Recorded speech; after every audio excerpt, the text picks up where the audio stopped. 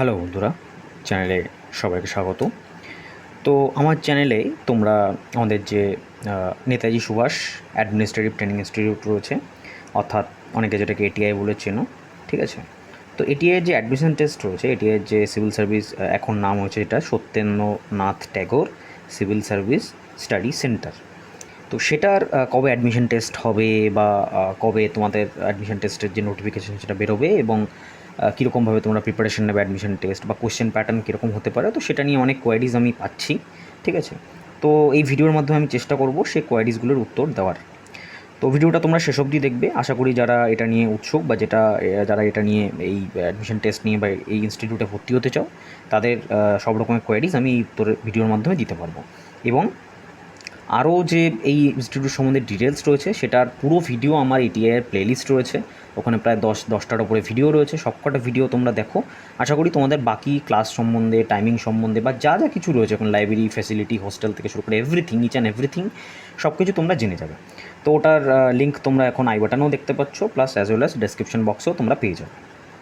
তো প্রথমে যেটা বলা সেটা হচ্ছে যে অ্যাডমিশন টেস্ট কবে হতে পারে। দেখো, বেসিক্যালি এভরি ইয়ার আমি বলেছি আমার চ্যানেলে যে জুলাই অথবা আগস্টে অ্যাডমিশন টেস্ট কিন্তু হয়, কিন্তু এবছর যা প্যান্ডেমিকের জন্য লকডাউন চলছে, তো লকডাউন যতদিন না ফুললি উঠে যাচ্ছে ততদিন কিন্তু অ্যাডমিশন টেস্ট হওয়ার কোনো চান্সেস নেই। তো যেহেতু জুলাই থেকে সব এক্সামগুলো অলরেডি দেওয়া স্টার্ট হয়ে গেছে, ডাব্লিউবিসিএস আগস্ট মাসে হবে, তো তোমরা ধরে নিতে পারো যে মোরললেস জুলাইয়ের শেষ দিকে, এন্ড অফ জুলাই, ঠিক আছে, এন্ড অফ জুলাই অথবা first week of August minimum, এর মধ্যে কিন্তু অ্যাডমিশন টেস্ট হলেও হতে পারে, ঠিক আছে? এবার এটা টোটালি ডিপেন্ড করছে ইনস্টিটিউটের ওপরে। তো যখনই অ্যাডমিশন টেস্টের নোটিফিকেশান বেরোবে আমি তোমাদের যথাযথভাবে জানিয়ে দেবো। এবার আসি অ্যাডমিশন টেস্টের কোশ্চেন প্যাটার্ন সম্বন্ধে।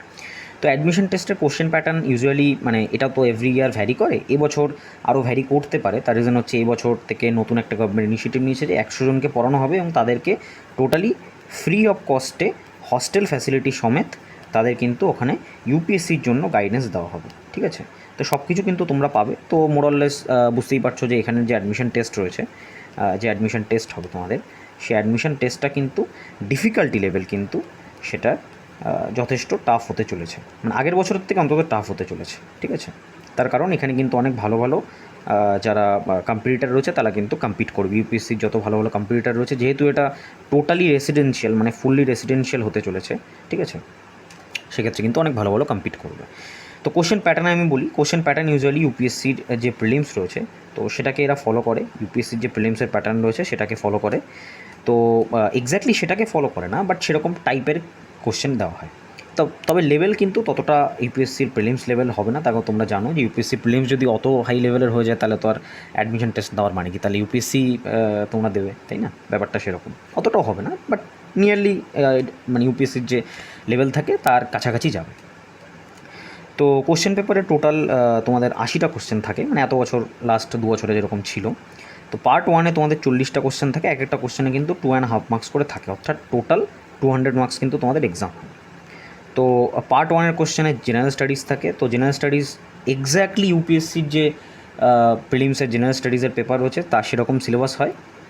আর পার্ট 2 হচ্ছে সিস্যাট, অর্থাৎ সিভিল সার্ভিস অ্যাপটিটিউড টেস্ট, ঠিক আছে? এখানেও সিস্যাটের আন্ডারে, সিস্যাটের মানে প্যাটার্ন অনুযায়ী 40টা কোশ্চেন থাকে। তো এটাও, এই কোশ্চেনগুলো কিন্তু এক্স্যাক্টলি সিস্যাটের যে সিলেবাস রয়েছে ইউপিএসসি প্রিলিমসের তার উপর বেস করে কিন্তু হয়ে থাকে। তো এবার আমি তোমাদের প্রিলিমসের যে সিলেবাস রয়েছে সেটা নিয়ে আমি ডিটেল আলোচনা করছি। তো দেখো, এটা হচ্ছে তোমাদের প্রিলিমিনারি এক্সামিনেশন, এটা অফিসিয়াল নোটিফিকেশান সেখান থেকে আমার নেওয়া। তো এটার যে জেনারেল স্টাডিজের যে পেপারটা রয়েছে এটা জিএস পেপার, ঠিক আছে? এটা অ্যাকচুয়ালি কোয়ালিফাইং পেপার হয় ইউপিএসসি। তো জিএস পেপারে তোমাদের যেটা যেটা পড়তে হবে, obviously current events of national and international importance.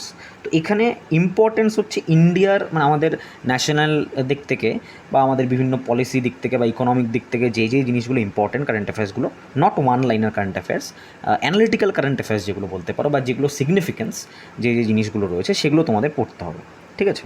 তো ইউপিএসসি কারেন্ট অ্যাফেয়ার্স একটু ডিফারেন্ট হয় নর্মালি অন্য এক্সামের কারেন্ট অ্যাফেয়ার্স থেকে। অন্য এক্সামের কারেন্ট অ্যাফেয়ার্স কিন্তু মোরললেস ওয়ান লাইনার হয়, ঠিক আছে?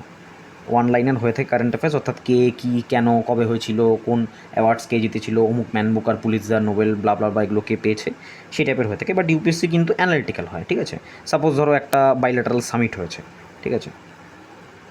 একটা বাইলেটারাল সামিট হয়েছে, তো সামিটটা কেন হয়েছিল এবং সামিটের কী কী ধরো 4টে মৌ স্বাক্ষরিত হয়েছে, ঠিক আছে, মেমোরান্ডাম অফ আন্ডারস্ট্যান্ডিং স্বাক্ষরিত হয়েছে। তো এই মৌগুলো কিসের জন্য, কোন কোন দেশের মধ্যে স্বাক্ষরিত হয়েছিল, এটার উপরে কিন্তু তোমাকে কোশ্চেন করবে। এরকমভাবে কিন্তু কোশ্চেন আসে সাধারণত ইউপিএসসির কারেন্ট অ্যাফেয়ার্স বেস্ট কোশ্চেন। তো কারেন্ট অ্যাফেয়ার্স গেল। এরপরে তোমার যেটা থাকবে সেটা হচ্ছে history of India and Indian national movement বা ফ্রিডম স্ট্রাগল তোমরা যেটাকে বলো, সেটাতে কিন্তু প্রচুর কোশ্চেন আসবে। তো এটা কিন্তু ভালো করে তোমাদের পড়তে হবে। দেন হচ্ছে Indian world geography, physical, socio economic geography of India, মানে ইকোনমিক জিওগ্রাফি, সোশ্যাল জিওগ্রাফি, সব কিছু, মানে মোরলেস সোশিওলজিটাও তোমাদের একটু একটু টাচ করে যেতে হবে, ঠিক আছে, যেটার সাথে আমাদের পপুলেশন বা হিউম্যান ফ্যাক্টরগুলো জড়িয়ে থাকে, ঠিক আছে, সেই জিনিসগুলো কিন্তু তোমাদের পড়তে হবে, ঠিক আছে। এবং তার সাথে অবভিয়াসলি ক্লাইমেট চেঞ্জ বা এই জিনিসগুলো যেগুলো রয়েছে, ডিজাস্টার ম্যানেজমেন্ট, এগুলো পড়তে হবে। Indian polity, governance, constitution, political system, panchayati raj, public policy এবং রাইটস ইস্যু, ফান্ডামেন্টাল রাইটস এবং ফান্ডামেন্টাল ডিউটি কিন্তু খুবই ইম্পর্টেন্ট, তার সাথে as well as human right, ঠিক আছে, এই জিনিসগুলো কিন্তু তোমাদের পড়তে হবে। দেন হচ্ছে economic and social development, sustainable development, poverty, inclusion, demographics, social sector indicator, initiative, এর সাথে তোমাদের যেরকম এসডিজি পড়তে হবে, সাস্টেনেবল ডেভেলপমেন্ট গোলস, ঠিক আছে, এই জিনিসগুলো কিন্তু তোমাদের পড়তে হবে। এসডিজির ওপর কিন্তু তুমি একটা বা এভরি ইয়ার কোশ্চেন আছে, কারণ এটা হাইলি ইম্পর্ট্যান্ট টপিক হচ্ছে সাস্টেনেবল ডেভেলপমেন্ট গোলস, ঠিক আছে। তো এর সাথে সাথে যেটা রয়েছে তোমাদের এনভায়রনমেন্ট রয়েছে, general issue on environment, ecology, biodiversity, climate change, that do not require subject specialisation, মানে তোমরা পিএইচডি লেভেলে কিন্তু পড়তে যাও না এগুলো, যে ভেতরে ঢুকে একেবারে সেই ডিএনএ তুমি অ্যানালিসিস করছো, ঠিক আছে, সেটার ভেতরে কত ডিএনএ স্ট্রাকচার কীরকম হয়, কীভাবে ডিএনএর প্যাচগুলো হয়, সেগুলো জানতে হবে, সেগুলো জানার কোনো দরকার নেই। তো এইভাবে তোমরা কিন্তু পড়বে। এর সাথে সাথে যেগুলো যেগুলো ফ্রুটফুল ইস্যু যেগুলো বলতে পারো, তোমার আশেপাশে যে ইস্যুগুলো ঘটে চলেছে, যেরকম ক্লাইমেট চেঞ্জ, ঠিক আছে, ক্লাইমেট চেঞ্জ যেটা অনবরত ঘটে চলে, গ্লোবাল ওয়ার্মিং, ঠিক আছে, তো এটা রিলেটেড যে সামিট রয়েছে, যা কিছু রয়েছে, এগুলো সম্বন্ধে কিন্তু তোমাকে পড়তে হবে। এটা গেল হচ্ছে তোমাদের জিএসএস সিলেবাস। এরপর আসি সিস্যাটের সিলেবাসে যেটা থাকে মূলত কম্প্রিহেনশন থাকে। তবে কম্প্রিহেনশন কিন্তু অ্যাকচুয়াল যে সিস্যাট পেপার থাকে, ঠিক আছে, সেটা কিন্তু কম্প্রিহেনশন কিন্তু তার বলতে পারো 1/3 কিন্তু দখল করে থাকে কম্প্রিহেনশন। তো কম্প্রিহেনশন থেকে তোমাদের অনেকগুলো কোশ্চেন আসবে।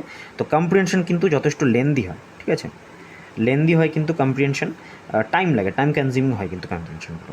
একটা কম্প্রিহেনশন দেওয়া থাকে, সেটা পড়ে তোমাকে কিন্তু অ্যান্সার, এখানে ধরো দুটো অ্যান্সার দেওয়া থাকলে, এই দুটো অ্যান্সার কিন্তু তোমাদের কোশ্চেন দেওয়া থাকলে এগুলো কোশ্চেনে অ্যান্সার করতে হবে। Interpersonal skill including communication skill, logical reasoning কিন্তু আমরা সবাই পড়ি, কিন্তু এখানে কিন্তু লজিক্যাল রিজনিং আসবে, ঠিক আছে, ভেন ডায়াগ্রাম থেকে শুরু করে ধরো ডিসিশন মেকিং, তারপরে তোমার স্টেটমেন্ট কনক্লুশন, স্টেটমেন্ট অ্যাজাম্পশন, ঠিক আছে, কোর্স অফ অ্যাকশন, এই জিনিসগুলো কিন্তু আসে এখানে। General mental ability, basic GI আসে, বেসিক নিউমেরিসি, অর্থাৎ ক্লাস 10-এর যে তোমার ক্লাস 10 লেভেলের যে তোমার ম্যাথমেটিক্স রয়েছে, তার সাথে অবভিয়াসলি ডাটা ইন্টারপ্রিটেশন, মানে চার্টস থেকে গ্রাফ যেগুলো থাকে তোমাদের, ঠিক আছে, এরকম থাকলো বা এরকম বার গ্রাফ থাকে অনেক সময়, বা তোমাদের পাই চার্ট থাকে, ঠিক আছে, পাই চার্ট দেওয়া থাকে, এরকম পাই চার্টই তোমাদের দিয়ে সেখান থেকে তোমাদের কোশ্চেন করা হয়। তো এই হচ্ছে তোমাদের টোটাল সিলেবাস। এবার যেহেতু ইউপিএসসির প্রিপারেশনের সাথে সাথে অ্যাডমিশন টেস্টের প্রিপারেশন নিতে হয়, তো মোরাললেস ইউপিএসসির যা সোর্সেস সেগুলোই তোমাদের ফলো করতে হবে। আমি সোর্সেসগুলো বলে দিচ্ছি। যেরকম হিস্ট্রিতে তোমরা অবভিয়াসলি স্পেকট্রাম পড়বে, ঠিক আছে, হিস্ট্রিতে অবভিয়াসলি স্পেকট্রাম তোমাদের পড়তেই হবে। মানে আমি এটা একেবারে মিনিমাম, ঠিক আছে, মিনিমাম সোর্সেস কিন্তু তোমাদের এটা বলছি। এটার বাইরেও কিন্তু অনেক সোর্সেস আছে ইউপিএসসির জন্য, বাট এটা সোলোলি ফর অ্যাডমিশন টেস্ট, এটিআই যে অ্যাডমিশন টেস্ট সেটার জন্য একদম রিডাক্টেড যে সিলেবাসটা রয়েছে, বা রিডাক্টেড যে তোমার রিডিউস করা যে তোমার বুক লিস্ট রয়েছে, সেটা আমি তোমাদের মিনিমাম বুক লিস্টটা বলছি। হিস্ট্রি স্পেকট্রাম রয়েছে, এনশিয়ান্ট হিস্ট্রি আরের সময় একটু দেখে যাবে, পলিটি লক্ষ্মীকান্ত অবভিয়াসলি পড়তে হবে ভালো করে, এনভায়রনমেন্ট তো ভালো করে পড়তে হবে, সংকট রয়েছে, প্রিভিয়াস ইয়ারের কোশ্চেন পেপারগুলো দেখে যাবে, দিশার যে বইগুলো পাওয়া যায় 26 বা 27 ইয়ার্সের, যার মধ্যে তোমার জিএস এবং সিস্যাট কিন্তু দুটোই থাকে, জিএসটা থাকে, সিস্যাটের জন্য আলাদা বই পাওয়া যায়, দুটোই কিন্তু দেখে যাবে, সিস্যাট অ্যাজ ওয়েল অ্যাজ জিএস দুটোই কিন্তু প্রিভিয়াস ইয়ারের অ্যাটলিস্ট 10 ইয়ার্সের তুমি দেখে যাবে ইউপিএসসির, ঠিক আছে। সিস্যাটের জন্য আরএস আগরওয়ালের কোয়ান্টিটিভ অ্যাপটিটিউড, যেটা তোমরা জানো, অবজেক্টিভটা নয় কিন্তু, অনেকে কিন্তু অবজেক্টিভ কিনে বসে, যারা প্রথম মানে বিগিনার যারা, তারা কিন্তু ভুল করে অবজেক্টিভটা কিনে বসে। কোয়ান্টিটিভ অ্যাপটিটিউড কিনবে আরএস আগরওয়ালের, তার সাথে আরএস আগরওয়ালের রিজনিংয়ের বই, ইওলো যে মোটা বইটা রয়েছে হলুদ কালারের, সেই বইটা কিন্তু কিনবে, ঠিক আছে। এবং তোমরা যদি ধরো যে তোমরা একেবারে নিউ স্টার্ট করছো, একেবারে নিউ কামার চাও, একেবারে নিউ কামার, মানে কিছু জানো না এটা সম্বন্ধে, নতুন স্টার্ট করছো, এতগুলো বই পড়ার টাইম নেই, সিম্পলি দোকানে চলে যাও, লুসেন্টের জিকে কেনো, এখন ইয়েলো কালারের পাওয়া যায়, 150 টাকা দাম পড়বে, ঠিক আছে। লুসেন্টের জিকে পুরো যে কটা টপিক বললাম এখানে বা সিলেবাসে যে কটা টপিক আছে সব কটা টপিক ওখানে সাজানো আছে, দেখে দেখে দেখে দেখে সব কটা টপিক A to Z পড়ো, তার সাথে সিস্যাটের জন্য প্রিপারেশন নাও। ব্যাস এই লুসেন্টটা সিস্যাট করলে কিন্তু তোমার একটা তাও অন্তত 70% চান্সেস থাকবে যে তুমি কিন্তু অ্যাডমিশন টেস্ট কোয়ালিফাই করবে, ঠিক আছে। এই হচ্ছে টোটাল ফ্যাক্টর। তো আশা করি ভিডিওটা দেখে তোমরা অনেক উপকৃত হলে, চ্যানেলের সাথে যুক্ত থেকো, আমার চ্যানেলটা সাবস্ক্রাইব করে রাখো। আমি কিন্তু ATI এবং UPSCর অনেক ভিডিও কিন্তু ধীরে ধীরে আমার চ্যানেলে তোমরা পাও। ধন্যবাদ।